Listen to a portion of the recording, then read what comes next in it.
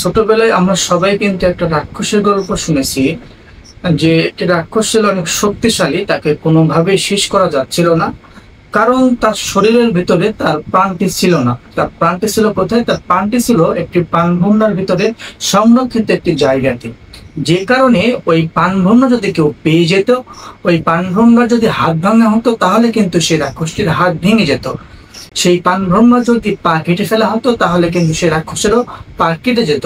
সেই পানভ্রমরা যদি মাথা উচ্ছেদ করা হতো, তাহলে কিন্তু সেই রাক্ষসটি মারা যেত। এমনটি গল্প কিন্তু আমরা সবাই শুনেছি। এই গল্পটির বাস্তব উদাহরণ হলো বাংলাদেশের বিচার বিভাগ। কারণ একটি রাষ্ট্রের বিচার বিভাগ হলো একটি পানভ্রমরা। আপনি যদি কোনো রাষ্ট্রের বিচার বিভাগকে কন্ট্রোলে নিয়ে আসতে পারেন এবং বিচার বিভাগের যদি আপনি হাত ভেঙে দেন, তাহলে কিন্তু একটি রাষ্ট্রের হাত ভেঙে যাবে।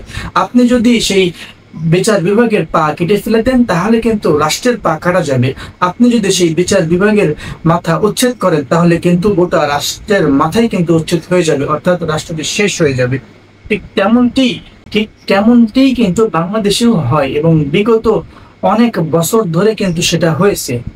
বাংলাদেশের সংবিধান প্রণয়ন করা হয় 1972 সালে। সেখানে একটি আর্টিকেল আছে যে 22 নম্বর অনুচ্ছেদ। সেখানে বলা আছে যে নির্বাহী বিভাগ থেকে বিচার বিভাগ পৃথককরণ হবে, অর্থাৎ বিচার বিভাগ হবে স্বাধীন। বিচার বিভাগে কোনো বিভাগ হস্তক্ষেপ করতে পারবে না।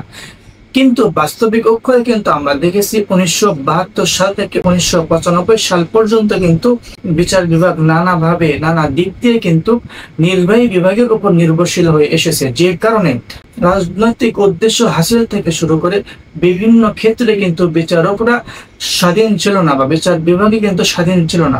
যদি কোনো ব্যক্তির বিরুদ্ধে বিচারক রায় দিত, সেই ব্যক্তি যদি কোনো রাজনৈতিক অথবা কোনো প্রভাবশালী ব্যক্তির পরিচিত বা কোনোভাবে যদি সম্পর্ক থাকতো, তাহলে কিন্তু যে ব্যক্তিটি রায় দিয়েছে, অর্থাৎ যে বিচারক রায় দিয়েছে, তাকে অন্য জায়গাতে ট্রান্সফার করা হতো। কেন?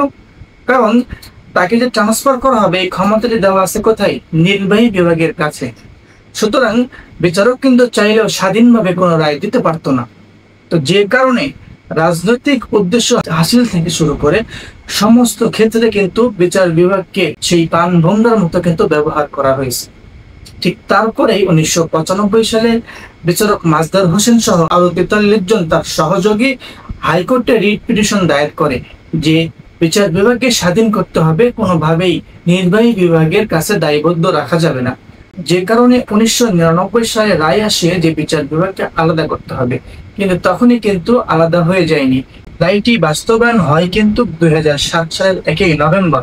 তো এই যে স্বাধীনতার পর থেকে বিচার বিভাগকে হাতছাড়া করতে চায় না সরকার, বা বিচার বিভাগকে নিজের হাতে রাখতে চাই, একটি মাত্র কারণ হলো বিচার বিভাগকে যদি নিজের হাতে রাখা যায়, তাহলে সেই সরকার এই রাষ্ট্রকে যেভাবে চায় সেইভাবেই কিন্তু ব্যবহার করতে পারবে।